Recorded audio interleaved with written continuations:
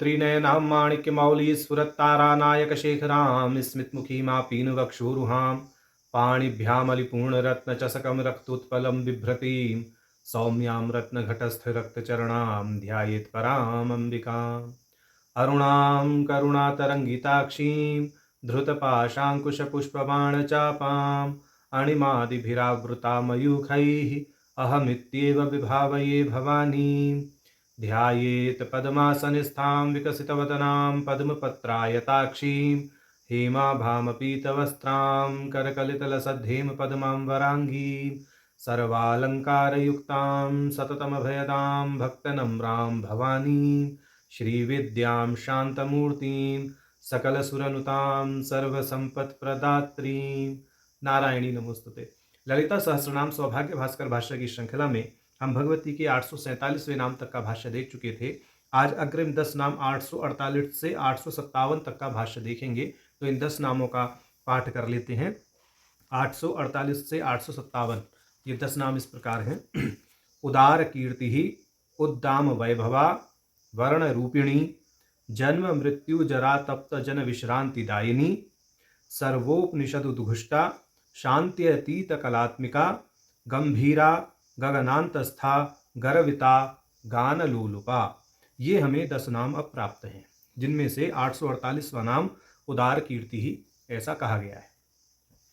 उदार कीर्ति नाम का शाब्दिक अर्थ है जिनकी कीर्ति अर्थात यश विख्यात है, माने प्रसिद्ध है, जिनका यश सर्वत्र फैला हुआ है, ऐसा समझना चाहिए। उन भगवती को उदार कीर्ति नाम से कहा गया है। भाष्यकार जी इस नाम का कई प्रकार से अर्थ करेंगे। तो सबसे पहले वह साधारण माने अर्थ दे करके आगे फिर वो 4-5 प्रकार से इस नाम का अर्थ करते हैं, भाष्य करते हैं। भाष्यकार कहते हैं उदारा महत्तरा कीर्ति ही यस्याहा। उदार का अर्थ है महान और कीर्ति का अर्थ है यश, माने महान है यश जिनका, वह भगवती उदार कीर्ति नाम से कही गई हैं। अब नई दृष्टि से भाष्य करते हुए भाष्यकार कह रहे हैं, माने उदार कीर्ति नाम को यह 4 पदों में विभक्त कर देंगे। माने उदार कीर्ति में इस प्रकार से संधि विच्छेद करेंगे भाष्यकार जी, उत धन आ धन अर धन कीर्ति, ऐसे। तो उत आ अर कीर्ति, तो इन 4 पदों का अलग अलग अर्थ पहले भाष्यकार दे रहे हैं। कह रहे हैं उत्कृष्टा आसमंतात व्याप्ता च अराशीघ्र साध्याश्च कीर्ति ही यद उपासनाया इति वा। वही इस दृष्टि से यदि हम संधि विच्छेद कर लें उदार कीर्ति का उद आ अर कीर्ति, तो इसमें उद का अर्थ है उत्कृष्ट, उत्कृष्ट माने श्रेष्ठ, और आ का अर्थ है समन्तात, समन्तात का अर्थ हो गया सर्वत्र व्यापक या सर्वव्यापक, और अर पद का अर्थ होता है शीघ्र ही प्राप्त होना या शीघ्र साध्य, और कीर्ति का अर्थ यश है ही। तो इसका शाब्दिक अर्थ यह हुआ कि जिनकी उपासना से, क्योंकि भाष्यकार जी ने विग्रह में बाद में बोल दिया ना उपासनाया इतिवा, तो जिसकी उपासना से या जिन भगवती की उपासना करके उत्कृष्ट सर्वव्यापी यश की शीघ्र ही प्राप्ति होती है साधकों को, ऐसी भगवती का नाम है उदार कीर्ति ही। माने स्वयं तो उनकी कीर्ति विख्यात है ही, इसके अतिरिक्त अपने साधकों को भी वह शीघ्र ही यश की प्राप्ति करा देती हैं, और ऐसा छोटा मोटा यश नहीं, विख्यात यश, सर्वव्यापी या समन्तात। इस दृष्टि से जो व्याख्या किया है भाष्यकार जी ने, उससे यह समझना चाहिए कि जैसे भगवती की कीर्ति है, इसी प्रकार से यानी उसी के समतुल्य कीर्ति भगवती अपने साधकों को भी प्रदान करती हैं, इसलिए उनका नाम है उदार कीर्ति ही। अब आगे जो अर शब्द आया है इस नाम के भाष्य में, यहाँ पे उसके संबंध में कुछ प्रमाण दे रहे हैं। भाष्यकार कहते हैं लघु क्षिप्रमरम द्रुतम इति अग्नि पुराणीय कोशः, कि अग्नि पुराणीय कोश के अनुसार जो अर पद है उसका अर्थ होता है लघु या द्रुत। द्रुत माने शीघ्र के, जैसा हमने यहाँ पर भाष्यकार जी का भाव बताया है। यहाँ पर अर का अर्थ भाष्यकार जी ने लिया है शीघ्र साध्या, तो वो अग्नि पुराणीय कोश के आधार पर भाष्यकार जी ने अर पद का अर्थ शीघ्र या द्रुत लिया है, ऐसा समझना चाहिए। अब नई दृष्टि से भाष्य करते हुए कहते हैं भाष्यकार ऋकारो देव मातृवाचक, जो ऋकार है वह देव माता का सूचक है या वाचक है। आ अरव अरह इति रूपाणी, इस प्रकार से उसके रूप चलते हैं, ऐसा ही कह रहे हैं। बोले ऊहु अपत्यानि अरा देवाहा, जो ऊह पद आया है उदार कीर्ति में, उस ऊ का अर्थ है ऋकार के पुत्र या ऋकार की संतान, देवता, क्योंकि जो ऋकार है वो देव माता का सूचक है और उकार जो है वो उसके अपत्य अर्थात संतान है, तो उकार का अर्थ हो गया देवता। तानुत्क्रांता कीर्ति यया इति वा, देवताओं से भी उत्क्रांत यानी परे है जिनकी कीर्ति वह भगवती उदार कीर्ति नाम से कही गई है, ऐसा कहने का यहाँ भाव है। तो सीधा सीधा अर्थ भाष्यकार जी ने यहाँ स्पष्ट कर दिया है कि देवताओं से भी उत्क्रांत है, देवताओं से भी परे है भगवती की कीर्ति, माने देवताओं की कीर्ति उनकी कीर्ति के समान नहीं है, क्योंकि भगवती की कीर्ति तो बहुत विख्यात है, देवताओं की कीर्ति भगवती की कीर्ति के समान निम्न कोटि की कीर्ति है। इसलिए यहाँ पर कहा कि तान उत्क्रांता कीर्ति है, या कि उन देवताओं से भी उत्क्रांत या परे या श्रेष्ठ या महान कीर्ति है जिनकी वह भगवती उदार कीर्ति नाम से कही गई है। अब नई दृष्टि से भाष्य करते हैं उदार कीर्ति नाम का। भाष्यकार जी कहते हैं आरम मंगलम उत्क्रांता वा यत कीर्तनम मंगलादि ग्रह दुष्ट दोष निरासकम इति यावत। ये कह रहे हैं आर का अर्थ है मंगल ग्रह, शनि ग्रह भी आर का अर्थ होता है, प्राय पाप ग्रह मंगल शनि आदि को आर पद से कहा जाता है, ज्योतिष में भी कहीं कहीं इस पद का प्रयोग हुआ है। तो कहते हैं कि आर का अर्थ है मंगल ग्रह और उत्क्रांत का अर्थ है दोष का निवारण करने वाली। तो इसका अर्थ ये हो गया यद कीर्तनम मंगल आदि दुष्ट ग्रह दोष निरासकम इति यावत, ऐसा भाष्यकार जी ने किया अर्थ। तो इसका हिंदी अनुवाद यह है जिनके कीर्तन से मंगल शनि आदि दुष्ट ग्रहों के जो प्रभाव हैं वह शांत हो जाते हैं, माने भगवती के नाम कीर्तन से मंगल शनि आदि जो आर संज्ञक ग्रह हैं उनसे प्राप्त होने वाले जो कष्ट हैं उनका निरसन हो जाता है, उनसे यानी ग्रहों से मिलने वाले जो दोष हैं, ग्रहों से मिलने वाले जो कष्ट हैं वह शमित हो जाते हैं। इस दृष्टि से भगवती का नाम है उदार कीर्ति ही। अब नई दृष्टि से भाष्य कर रहे हैं उदार कीर्ति नाम का। भाष्यकार जी कहते हैं आदित्य मंडलांतर्गतम सगुणम चैतन्यम उत्पदवाच्यम, यह एषो अंतरादित्य हिरण्य महापुरुषः इति अधिकृत्य तस्य उत इति नाम इति श्रुते है। ये कह रहे हैं कि उत का अर्थ है आदित्य मंडल के अंतर्गत जो सगुण चैतन्य है वह, माने आदित्य मंडल के अंतर्गत जो सगुण चैतन्य है उसको उत कहते हैं। इस विषय में छांदोग्य उपनिषद 1:6 प्रमाण भी दे दिया भाष्यकार जी ने। य एषो अंतरादित्ये हिरण्यमयः पुरुषः तस्य उत इति नाम, ऐसा करके बोल दिया कि यह जो आदित्य मंडल में हिरण्यमय पुरुष विद्यमान है उसका नाम उत है। अब आरा की बात करते हैं। तस्मिन् नारा आयुध विशेषो यस्या ईदृशी कीर्तिर्यस्या इति वा। ये कह रहे हैं आरा जो है एक प्रकार का यंत्र है, आयुध है। तो कोश के अनुसार अब यहाँ पर आरा पद का ये अर्थ बता देते हैं। आरा चर्म प्रसेविका इति कोशात, माने कोश के अनुसार जो आरा पद है वह चर्म प्रसेविका यानी चर्म काटने वाला यंत्र जिसको रापी कहते हैं तो उसके लिए प्रयुक्त आरा पद होता है। तो उत पुरुषस्य दुख प्रदायत कीर्तिर इति यावत, तो कहने का मतलब है कि जो उत नामक पुरुष बताया गया है आदित्य मंडल के अंतर्गत उसके प्रति जिनकी कीर्ति कष्टकारी है, तो इसका तात्पर्य समझना चाहिए। तात्पर्य यह है तत् कीर्ति जेत्री कीर्ति यद उपासनाया भवतीति तात्पर्यम। तो ये कह रहे हैं कि तात्पर्य यह है कि भगवती की उपासना करने से या भगवती की सेवा करने से, भगवती के नाम का कीर्तन करने से साधक ऐसी कीर्ति की प्राप्ति कर लेता है जो कि आदित्य मंडल के अंतर्गत विद्यमान जो सगुण चैतन्य जिसको उत कहते हैं वह साधक उससे भी श्रेष्ठ हो जाता है, अर्थात निर्गुण ब्रह्म में अवस्थिति उसकी हो जाती है, माने सगुणता से वह ऊपर, सगुण चैतन्य से ऊपर वह समझने लगता है तत्व को, ऐसी उस साधक की स्थिति हो जाती है। तो ये भगवती का नाम इस दृष्टि से उदार कीर्ति कहा गया है। कहने का अर्थ क्या है कि आदित्य मंडल के अंतर्गत जो सगुण चैतन्य है वहां तक गति तो उन्हीं लोगों की है ना जो निर्गुण चैतन्य को नहीं समझ पाते।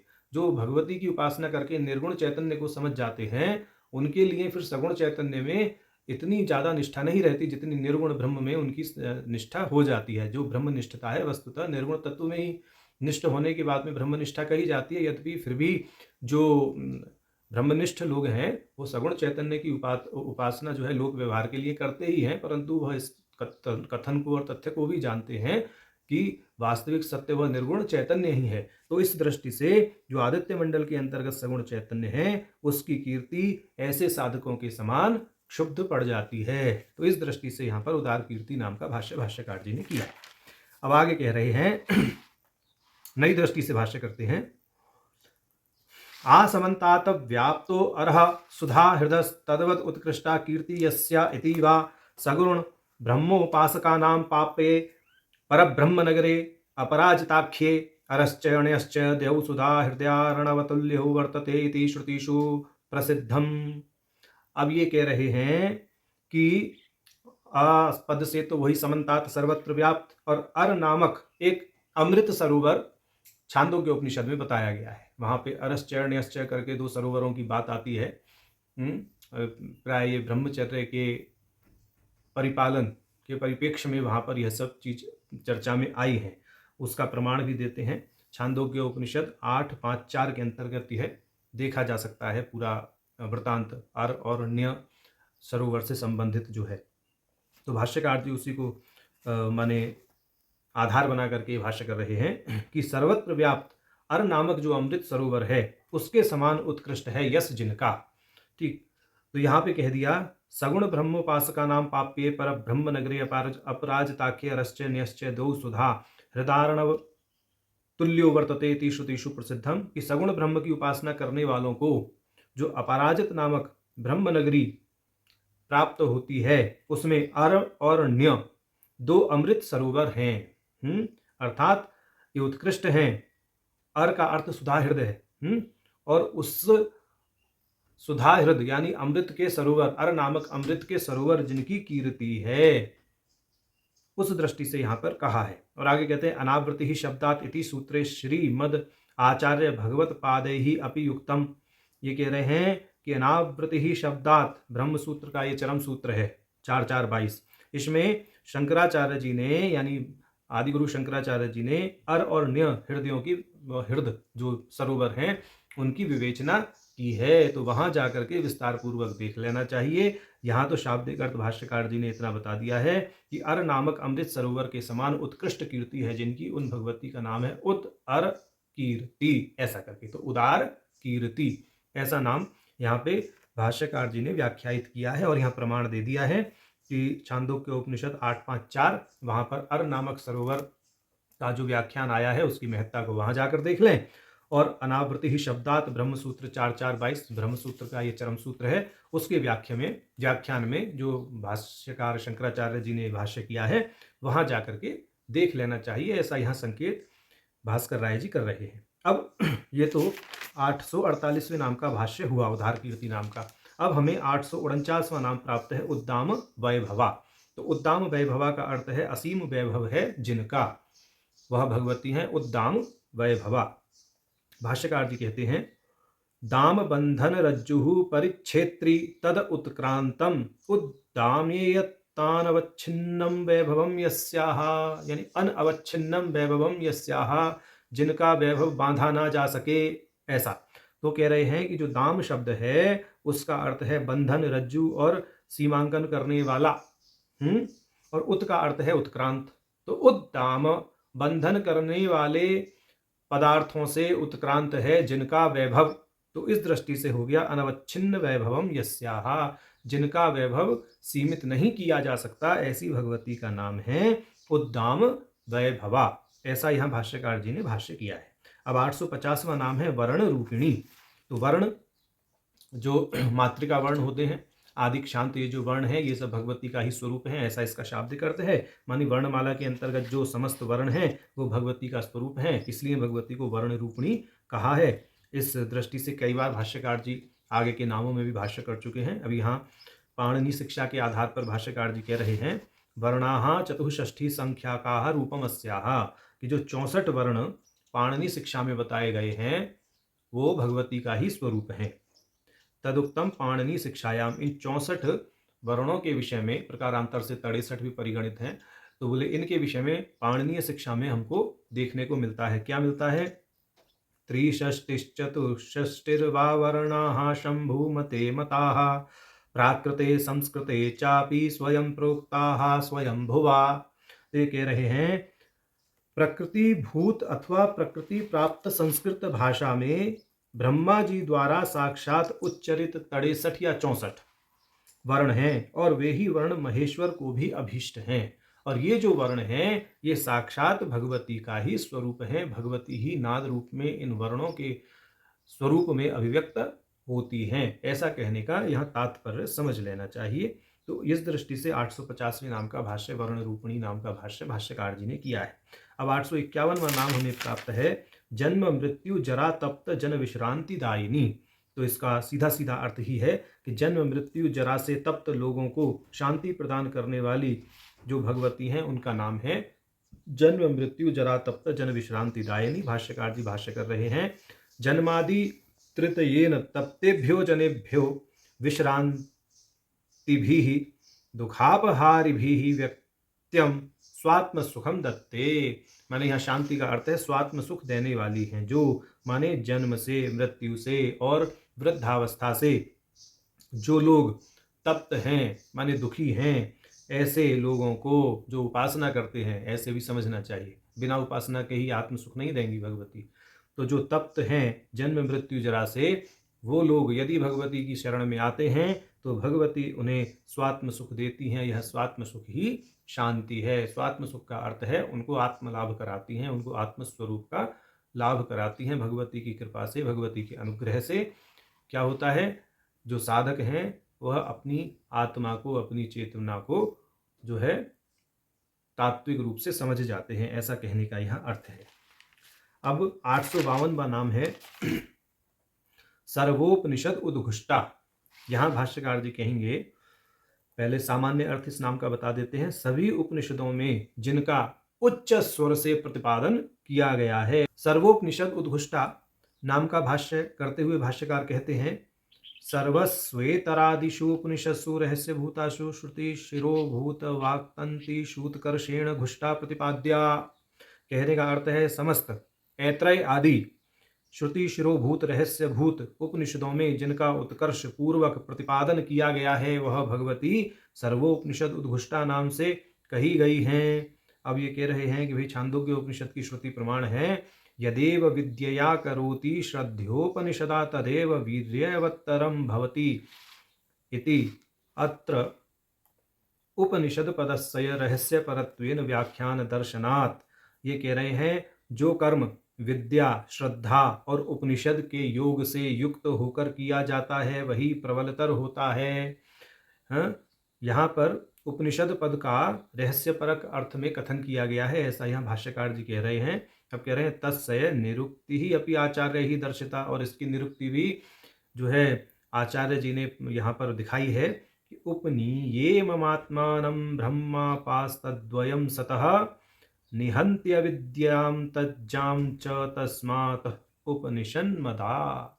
ये कह रहे हैं कि आत्मा को अद्वय ब्रह्म के निकट लाए जो और अविद्या का जो नाश करे वह उपनिषद कहलाता है। अर्थात जो ब्रह्म आत्मैक्य का बोध कराए और अज्ञान को मिटाए ऐसी वस्तु उपनिषद है इति। ऐसा यहाँ तक कहा।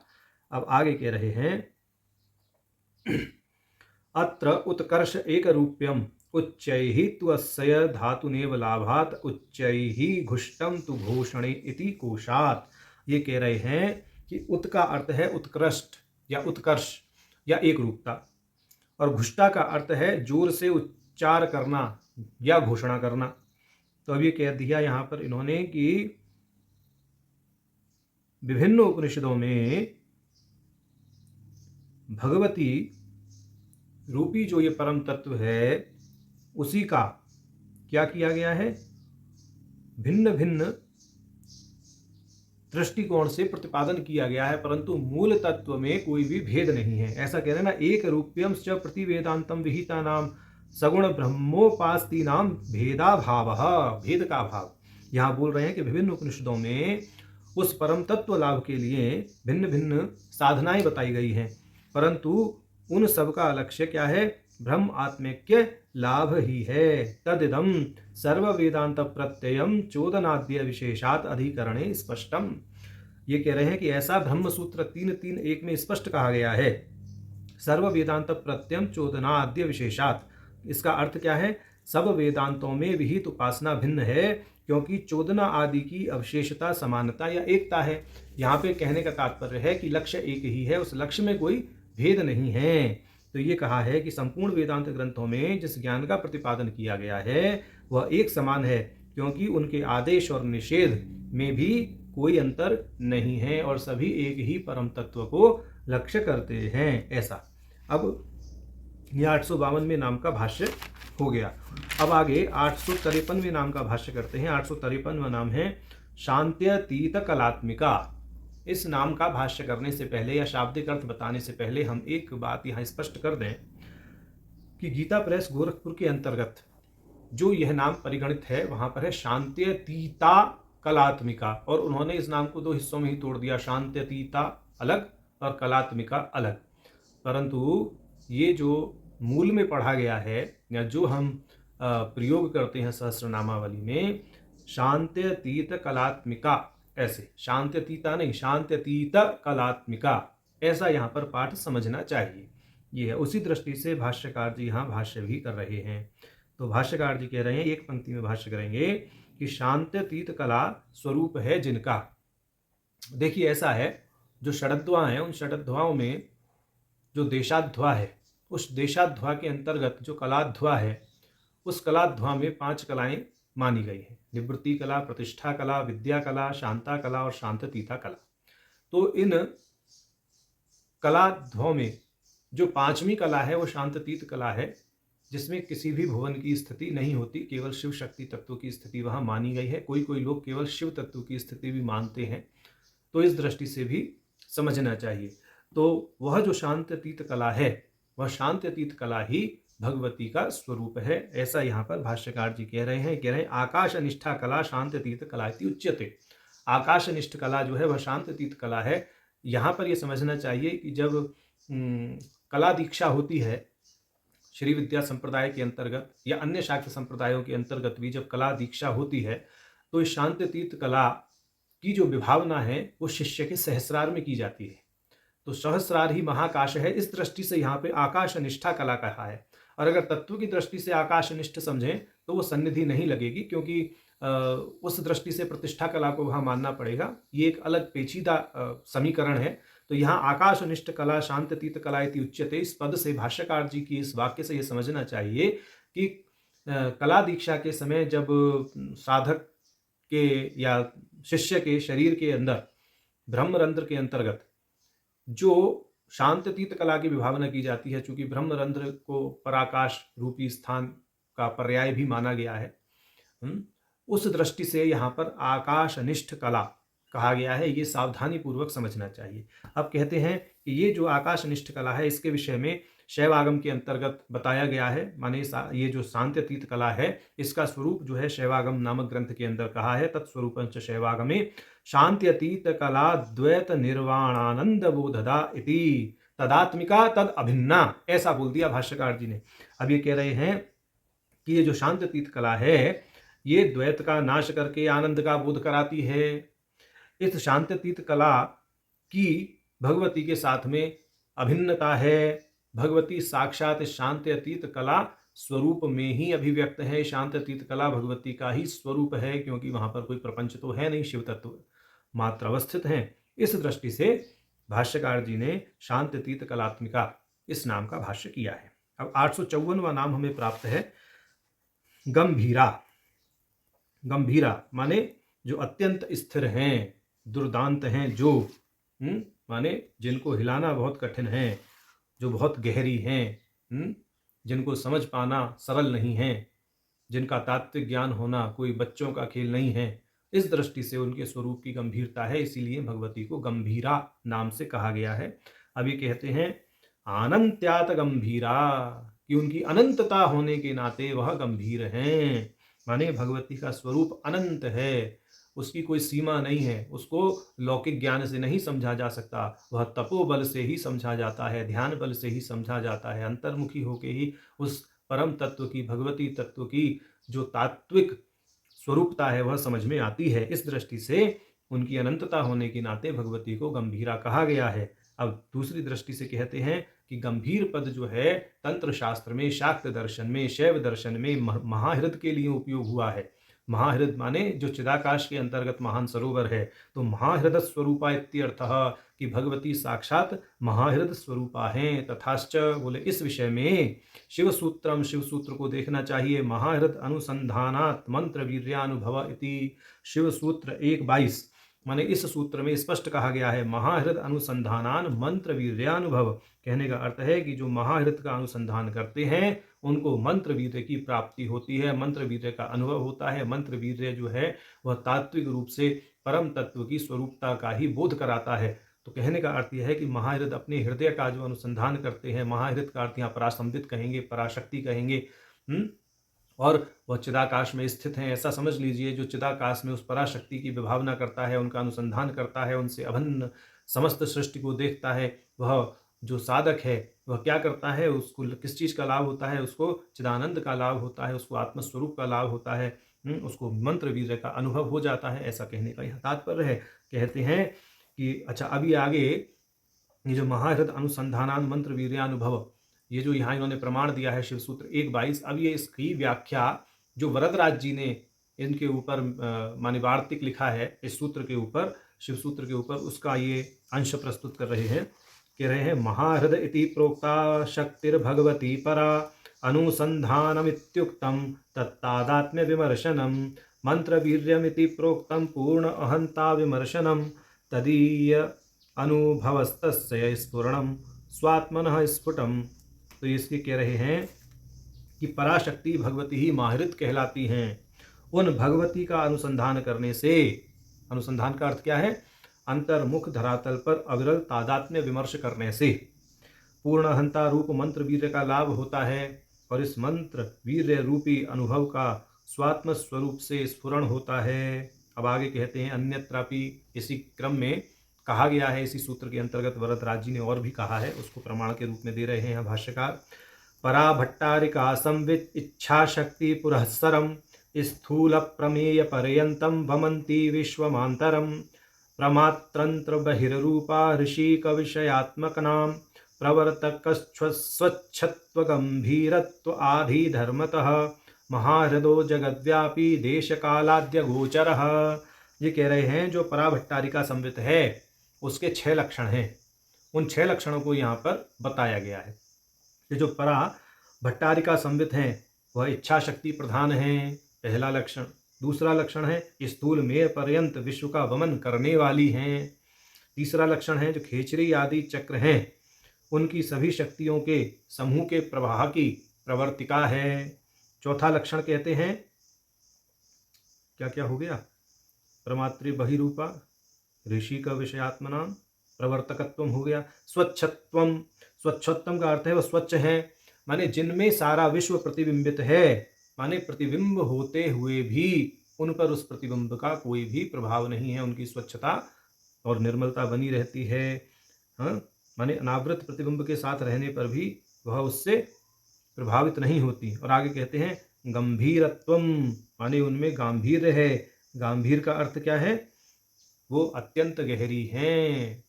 अत्यंत गहरी का अर्थ हो गया उनमें अनंतता है। तो इस प्रकार से ये 6 लक्षण बताए। पहला लक्षण हो गया वह इच्छा शक्ति प्रधान है। दूसरा स्थूल में पर्यंत समस्त विश्व उन्हीं से निष्कासित है, वह वमन करती हैं उसका।